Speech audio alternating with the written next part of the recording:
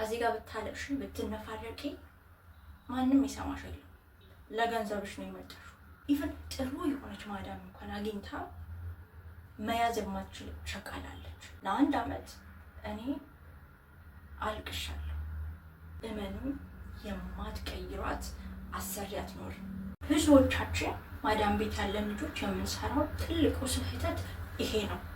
ማለት ከሀገራችን የምንወጣው ለመቀየር፣ ለመለወጥ፣ ለዓላማ ነው አይደለም የምንመጣው። ማዳገር ነው። እናት፣ አባት፣ እህት፣ ወንድም፣ ጓደኛ ሁሉን ነገር ጥለን ማለት ነው። ባዕድ ሀገር ነው የምንመጣው። ያ ማለት ምን እንደሚገጥመን አናውቅም። የማናውቀው ቋንቋ፣ የማናውቀው ባህል፣ የማናውቀው ጸባይ፣ ሁሉም ነገር አዲስ ነው የሚሆነው። በዛ ሰዓት በጣም ብዙ የሆነ ቻሌንጅ ሊገጥመን ይችላል። ግን መቻል ግዴታችን ነው። ከምንም በላይ አረብ ሀገር ያለች ሴት ጀግና ሴት ብዬ የምጠራት ምን አይነት ሴት እንደሆነች ታውቃላችሁ? ይሄ ኩርፊያዋን፣ ትዕቢቷን፣ ኃይለኝነቷን፣ ሁሉ ነገሯን፣ ቁጣዋን እርግፍ አድርጋ ትታ እራሷን እንደ አዲስ ካለችበት ከአሰሪዋ ጸባይ ጋር፣ ከልጆቹ ጋር፣ ከአካባቢዋ ጋር እንደ አዲስ መላመድ የምትችለዋ ሴት ለእኔ ያቺ ጀግና ናት። ምክንያቱም እዚህ ጋር ብታለቅሽ ብትነፋረቂ ማንም ይሰማሽ የለም። ለገንዘብሽ ነው የመጣሽው። ቀጥለጥ ብለሽ ትሰሪያለሽ፣ ከዛ ገንዘብ ታገኛለሽ። አለቅ። በጣም ጥሩ ናቸው የምንላቸው ጸባያቸው በቃ አለ አይደለ? ጥሩ ናቸው ብለን የምንላቸው ሰዎች ካልሆኑ በስተቀር ብዙዎቻችን አይረዱም። ያ ማለት እኛ በምንፈልገው በእኛ ጸባይ ይዘናቸው ልንሄድ አንችልም ማለት ነው። ተረዳችሁን አይደል? ሰው በጣም ከባድ የሆነ ሰው፣ ከባድ የሆነ አሰሪ ሊገጥማችሁ ይችላል። በዛ ሰዓት ግን እዛ የነበራችሁን ኃይለኝነት፣ ትዕቢትም ካለባችሁ ትዕቢታቸው። ትዕቢት በነገራችሁ ላይ የትም ብትሆኑ የሚጠቅም ነገር አይደለም። ማለት አሉ አንዳንዶች በጣም ትዕቢተኞች፣ በቃ ይሄ ሳይበስሉ ህይወት ሳያስተምራቸው ይሰደዱ ነው። እንዴት ይሆናሉ መሰላችሁ? በቃ ከኔ በላይ ሰው የለም አይነት ነገር። ትንሽ እኮ ነው እንደ ቋንቋው ራሱ እኮ ጨርሶ አያውቁትም። ትንሽ እንኳን ኢቭን ጥሩ የሆነች ማዳም እንኳን አግኝታ መያዝ የማትችል ሸቃላለች። ብታምኑም ባታምኑም ማዳሙ በጣም ጥሩ ሆና፣ አሰሪዋ በጣም ጥሩ ሆና፣ ልጅቷ ይሄ ለስራ መምጣታቸውን ራሱ የሚዘነጉ ሰራተኞች አሉ ሳይሆን አለን። በጣም ትዕግስተኛ መሆን አለብሽ የሰው ሀገር ተሰደሽ ስትሰሪ ማለት ነው። በጣም በቃ ይሄ እንደ አዲስ ነው የምትታሽው፣ እንደ አዲስ ነው፣ አዲስ ጸባይ ነው የምታፈልቅ። ተረዳሽ? ቢያንስ እንደው እስክትለምጂ ድረስ ቋንቋውን በደንብ እስክትለምጂ ድረስ ቻዩ፣ ዋጩ። ማልቀስም ካለብሽ ገብተሽ ክላስሽ አልቅሽ።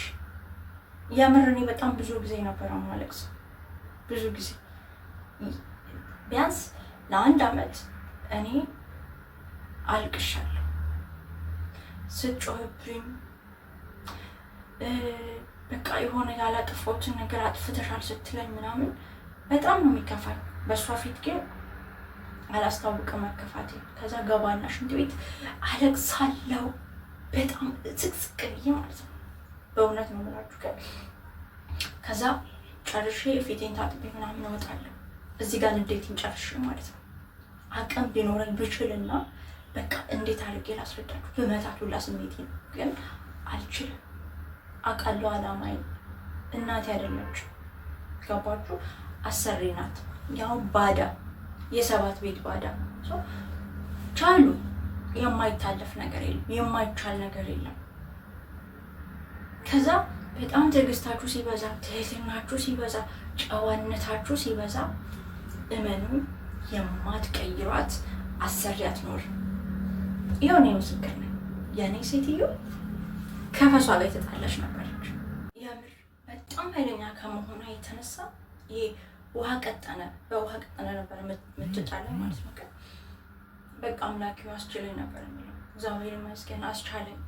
ዛሬ ላይ ልነግራችሁ አልችልም። ያችን የድሮ ስመጣ የነበረችው ሴትዮ ናት ወይስ የሆነ ሌላ ሰው ነው በሷ ቦታ የተቀየረው? እስከምን ድረስ ነው የሆነችው? ያ ማለት ስለቻልኳት ነው። ተረዳችሁኝ አይደል?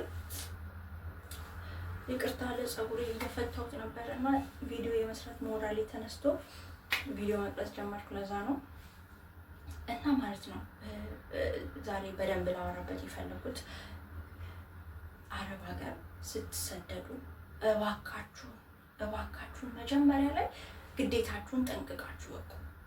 በቃ ግዴታችሁን ጥንቅቅ አድርጋችሁ ወቁ። ግዴታችሁን ስታውቁ መብታችሁን ታውቃላችሁ። ተረዳችሁን አይደለም? እናንተ በደንብ ጥንቅቅ አድርጋችሁ ስራችሁን ሳትሰራችሁ የምትሰሩ ከሆነ በስራ ሰዓት ፈጽሞ ስልክ እንድትይዙ እነሱ አይፈልጉም። የፈለገ ጥሩ ቢሆኑ ነው ብላችሁ የፈለገ ጥሩ አሰሪ ብትሆን እዚህ ጋር ስራ እየሰራሽ እዚህ ጋር ስልክ እያወራሽ ግዳት እንጂ አትፈልግም። እሷ ወዳኛለች አይ እሷ ጥሩ ናት ብለሽ ስራሽን እየሰራሽ ስልክሽን እየጎረጎሽ አይታሰብም። ስልክሽን ትውት አድርጊ፣ ክላስሽ አስቀምጩ፣ ውጪ፣ ስራሽን ስሪ፣ ጥንቅቅ አድርጊ። ከጨረስሽ በኋላ የረፍት ሰዓትሽ አለ አይደለ? በዛ ሰዓት እንደፈለግሽ ስልክሽን መጎርጎር ትችላለሽ።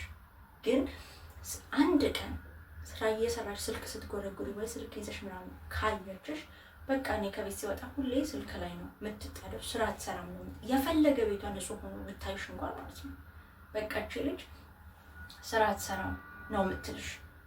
ፈጽሞ እነሱ እያሉሽ አትቀመጭ ፊታችሁ ማለት ነው። በሌላው ቀርቶ ምግብ እየበላችሁ ረጅም ሰዓት እንድትቀመጡ አይፈልጉም አረቦች ማለት ነው። በጣም ተነቃቅተናል። እንዲህ ናቸው እነሱ በእውነት በቃ 24 ሰዓት ፍግት ብትሉ ስሜታቸው።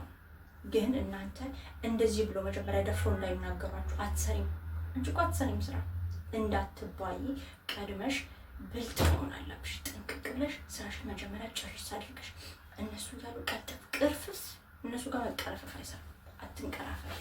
በእውነት አረቦች የሚፈልጉት በጣም ማለት እኔ የተረዳሁት በጣም ቀልጣፋ እንድትሆን ይፈልጋሉ። በጣም ደግሞ ንጹህ እንድትሆን ይፈልጋሉ። የፈለገ ጊዜ ባይኖርሽ ለራስሽ ስልክሽን የምትጎረጉሩበትን ሰዓት ትውት አድርጊና ስራሽን ጨርሰሽ ወደ ክላስሽ ስትገቢ መጀመሪያ ላይ መሆን ያለበት እዛ ሀገር በጣም ስለሚሞቅ ስራ ስንሰራ ሰውነታችሁን ያልበናል። ተረዳሽኝ አይደል? ሰው ስራሽን ሰርተሽ ጨርሰሽ ክላስሽ ስትገቢ የስራ ልብስሽን አውልቀሽ ሻወርሽን ወስደሽ ሌላ ልብስ መቀየር አለብሽ። እኔ ሁሌ እንደዛ ነው የማደርገው። መጀመሪያ ስራ ሲሰራ ጧት ተነስቼ ዩኒፎርም እለብሳለሁ። ቤት ማጸዳም ከሆነ ቤቴን አጸዳለሁ። ከዛ በኋላ ስራዬን ጨርሳለሁ። ምሳ እነሱ በልተው አጸዳድቼ አንስቼ ሁሉ ነገር ከጨረስኩ በኋላ ስራዬን ስጨርስ ጋብቼ ሻወር ወስጄ ልብሴን ሌላ ልብስ የቤት ልብሴን የስራ ልብስ ሳይሆን የቤት ልብሴን ቀይሬ ዩኒፎርም አይደለም ኖርማል ልብስ ነው የምለብሰው። ይሄ ሰውነቴ የሚያሳይ ምናምን ሳይሆን ቱታ በቲሸርት ምናምን አድርጊ። ከዛ በኋላ ቁጭ ብዬ ምሳዬን ዝንጥ ብዬ እበላለሁ። አይመለከተኝም። ምክንያቱም ስራዬን ጨርሻለሁ። ልትጮህብኝ አትችልም። ተረዳሽኝ አይደል? ንጽህናሽን እንዳትረሽ። በፍጹም ስራ ቢበዛብሽ እንኳን ንጽህናሽን እንዳትረሽ። ማዳም ቤት ቁጭ ብለሽ ማለት ነው። እንደነገርኩሽ ደግሞ እነሱ ስትሰሪ ነው እንጂ ስትበላ አይወዱም። ስበላ አይወዱም ብለሽ በራብ የምትሞችበት ምንም አይነት ምክንያት የለም። ምንም በነገራችን ላይ ማለት ነው ቪዲዮን እየሰራሁ ድምፄ በጣም እንትን ብያለሁ።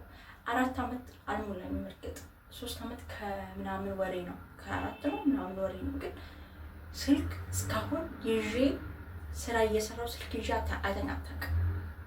ብታምኝም ባታምኝም ማለት ነው አልይዝም። ምክንያቱም እንድትናገረኝ ስለማልፈልግ። ከዛ በኋላ ስራዬን ጨርሼ ጥንቅቅ አድርጌ ክላሴ ስገባ እንደፈለኩ እግሬን ሰቅዬ ስልኬን እጎረጉራለሁ።